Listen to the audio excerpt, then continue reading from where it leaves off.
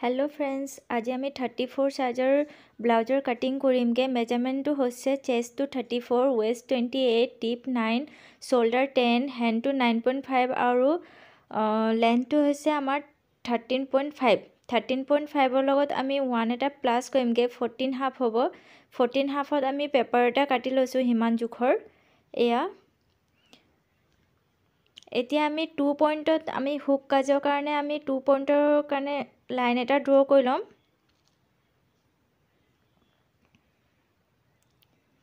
এনেকে হুক কাজৰ কাৰণে আমি লাইনটো ড্ৰ কৰি লোৱা হৈ গ'ল। এতিয়া আমি শোল্ডাৰ লম। শোল্ডাৰটো আমি 5.2 লৈছো।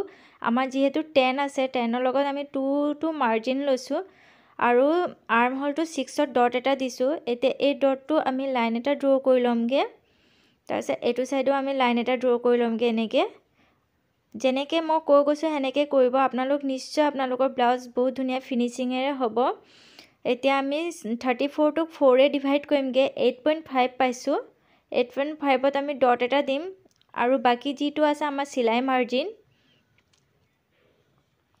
ওয়েস্টটো আছে আমাৰ 28। 28ক আমি 4 এ ডিভাইড কৰিমগে। 4 এ ডিভাইড কৰিলে 7 পাম। 7ত আমি ডট এটা দিম।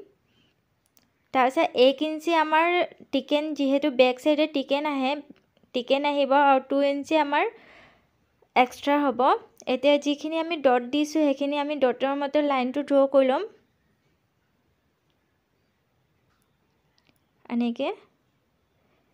এতিয়া আমি ইয়াত বেক আৰু ফ্ৰন্ট দুইটা আৰ্ম হোল ড্ৰ কৰিমগে। বেকৰ কাৰণে 1.5ত আমি ডট এটা দিম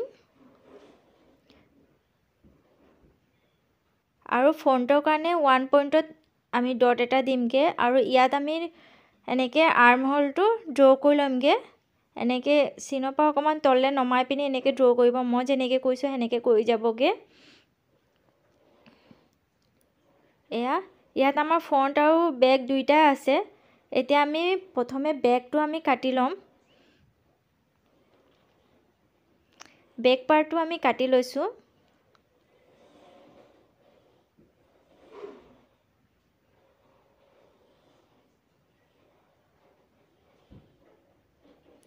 এটো আমাৰ বেক পাৰ্ট, এটো আমাৰ ফ্ৰন্ট পাৰ্ট।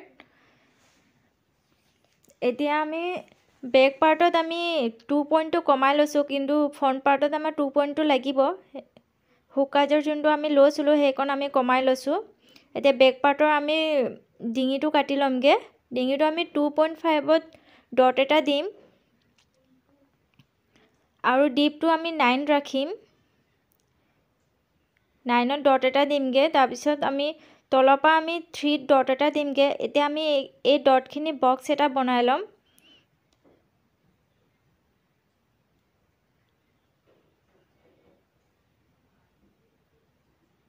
আৰু ইয়াত আমি এনেকে গোলকে শেপ এটা দি দিমগে। এয়া এতিয়া এই শেপে মতে আমি ডিঙিটো কাটি লম। আমাৰ ডিঙিটো গোল হ'ব।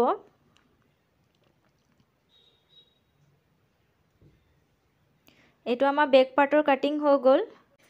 এতিয়া আমি ফ্ৰন্ট পাৰ্টৰ কাটিং কৰিমগে। ফ্ৰন্ট পাৰ্টত আমি প্ৰথমে আৰ্ম হোলটো কাটি লমগে। এনেকে কাটি ল'ব আপোনালোকো।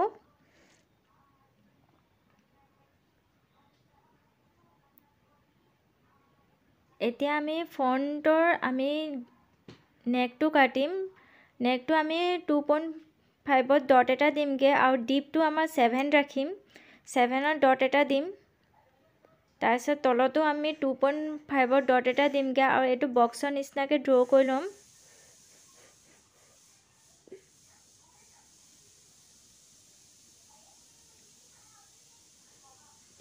এতিয়া ইয়াত আমি গোলকে শেপ এটা দি দিমগে ফ্ৰন্ট ডিঙি। তাৰপিছত আমি তলৰ পৰা আমি বেল্টৰ মেজাৰমেন্ট লম। বেল্টটো আমাৰ 3.5ত আমি ডট এটা দিম।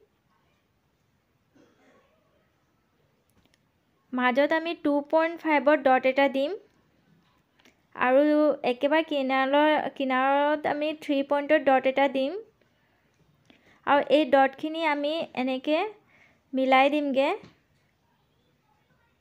এনেকে লাইন এটা ড্ৰ কৰিমগে এনেকে। এয়া কৰা হৈ গ'ল। এতিয়া আমি ডিঙি সাইডৰ পৰা 1 ইঞ্চি ডট এটা দিম তাৰপিছত আৰ্ম হোলৰ পৰা আমি 2 ইঞ্চি ডট এটা দিম তলত আমাৰ 5.7 ডট এটা দিব লাগিব 5.7 ডট এটা দিব লাগিব এয়া 5.7 নো কেনেকৈ পালোঁ সেইটো এইটো আমি মেজাৰমেণ্ট কৰিব লাগিব যিটো আমি লাইনটো ড্ৰ কৰিছোঁ সেই লাইনটো মেজাৰমেণ্ট কৰিব লাগিব অৰ্থাৎ 3 ডিভাইড কৰিব লাগিব তাৰে দুভাগটো আমি ল'ম আৰু এভাগ এৰি দিমগে আৰু এইখিনি আমি ধুনীয়াকৈ লাইন এটা ড্ৰ কৰি ল'ম এনেকৈ মই যেনেকৈ কৰি আছোঁ আপোনালোকে সেনেকৈ কৰিব এনেকৈ কৰি পিনি আপোনালোক লাইনটো ড্ৰ কৰি ল'ব প্ৰথমে ডট ডট দি পিনিয়ে ড্ৰ কৰিব তাৰপিছত এনেকৈ ড্ৰ কৰি ল'ব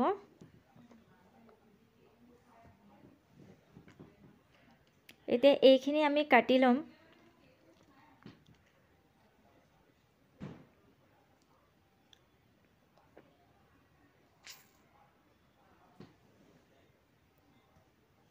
এয়া আমাৰ তিনটা পাৰ্টত আমাৰ ফ্ৰণ্ট সাইডটো ওলাই গ'ল এতিয়া যিটো আমাৰ এছটো আছে বেলটো আছে একেটাই হ'ব কিন্তু মাজৰ বাটিটো আমি ডাঙৰ কৰিব লাগিব এতিয়া আমি বাটিটো লৈ বাটিটো আমি এইটো সাইডৰ পৰা আমি 3 ইঞ্চিত আৰু ইয়াৰ মাজত আমি ডট এটা দিমগে আৰু 1.5 ইঞ্চি আমি লাইন এটা ড্ৰ কৰিম এনেকৈ কৰি 1.5 ইঞ্চিত লাইন এটা ড্ৰ কৰিব আৰু এই কিনাৰলৈ আমি 2 পইণ্টত ডট এটা দিম এতিয়া এই ডটখিনি আমি মিলাই পেলামগে এনেকৈ কৰি এয়া এনেকৈ কৰি আমি মিলাই পেলাম তাৰপিছত মাজৰ পৰা আমি ইয়াক কাটি দিমগে এয়া কটা হৈ গ'ল এতিয়া আমি ডাঙৰ পেপাৰত আমি পিঙেৰে ইয়াক ফিক্স কৰি ল'মগে ফিক্স কৰাৰ পিছত ইয়াৰ এটা সাইডৰ পৰা 1 ইঞ্চ আকৌ ইটো সাইডৰ পৰা আমি 1 ইঞ্চ আৰু মাজৰ পৰা আমি 3 ইঞ্চত ডট এটা দিমগে আৰু এই ডটখিনি আমি লাইন পাৰি ল'ম এনেকৈ ত্ৰিভুজ আকাৰৰ নিচিনাকৈ আমি লাইন ড্ৰ কৰি ল'মগে স্কেলেৰে এনেকৈ কৰি আমি লাইন ড্ৰ কৰিম ইটো পইণ্টৰ পৰা আকৌ এইটো পইণ্টৰ পৰা আমি মাজলৈ এনেকৈ লাইন ড্ৰ কৰিমগে তাৰপিছত আমি ডিঙি সাইডৰ পৰা হাফ ইঞ্চত আমি ডট এটা দিমগে আৰু ডিঙিটো যেনেকৈ সেম যেনেকৈ আছে সেনেকৈ ড্ৰ কৰিম আৰু চুকলে অকণমান বঢ়াই দিমগে এয়া চুকলে অকণমান বঢ়াই দিছোঁ আৰু এইফালে যিটো আমি অকণমান আধা ইঞ্চ আমি বঢ়াইছিলোঁ সেইটোৰ পৰা আমি তলৰ ডটটোত আমি এনেকৈ লাইনটো ড্ৰ কৰি ল'ম এয়া ড্ৰ কৰা হৈ গ'ল আৰু এই ডিঙি যিটো চুকটোৰ পৰা আমি অকণমান দিছিলোঁ বঢ়াই দিছিলোঁ তাৰপৰা আমি এনেকৈ ডট দি ক্ৰমান্বয়ে আমি বঢ়াই আহি পিনি এই ডটত আমি মিলাই দিছোঁ আপোনালোক এনেকৈ দি আহিব আৰু এনেকৈ কৰি পিনি মিলাই দিব মিলাই দিয়াৰ পিছত মাজত আমি 1 ইঞ্চি গেপ ৰাখিছোঁ এতিয়া আমি লাইন এটা ড্ৰ কৰি ল'মগে মাজডোখৰত এনেকৈ কৰি লাইন এটা ড্ৰ কৰি ল'মগে এয়া লাইন ড্ৰ কৰা হৈ গ'ল এতিয়া আমাৰ বাটিটো অলমষ্ট অঁকা হৈ গ'লগে এতিয়া আমি পিংখিনি উলিয়াই লৈ সৰু বাটিখিনি অঁতৰাই দিম এনেকৈ আৰু এইখিনি আমি কাটি ল'লে আমাৰ হৈ যাব এয়া আমাৰ ব্ৰা কাটটো ডাঙৰ হৈ গ'ল ইয়াক এতিয়া আমি মাজৰ পৰা ফ'ল্ড কৰিমগে মাজৰ পৰা ফ'ল্ড কৰি পিনি এটা সাইডৰ পৰা 1.5 ইঞ্চত ডট এটা দিমগে ইটো সাইডৰ 1.5 ইঞ্চ ডট দিম মাজত আমি টিকেন নিচিনাকৈ দিব লাগিব তেতিয়া আমাৰ পাফটো ধুনীয়াকৈ ওলাই পৰিব এইটো সাইডৰ 1.5 ইঞ্চত ডট এটা দিছোঁ ডট এটা দি পিনি এনেকৈ লাইনটো ড্ৰ কৰিমগে যেতিয়া আমি কাপোৰত কাটিম তেতিয়া এইটো আমি টিকেন দি পিনি চিলামগে চিলালে আপোনালোক বুজি পাব এতিয়া আমাৰ 34 সাইজৰ ফ্ৰণ্ট সাইডটো সম্পূৰ্ণ কটা হৈছে যদি ভিডিওটো ভাল লাগে লাইক কৰিব সাবস্ক্ৰাইব কৰিব কমেন্ট কৰিব নেক্সট ভিডিওটো আমি চিলাবলৈ শিকিম বাই বাই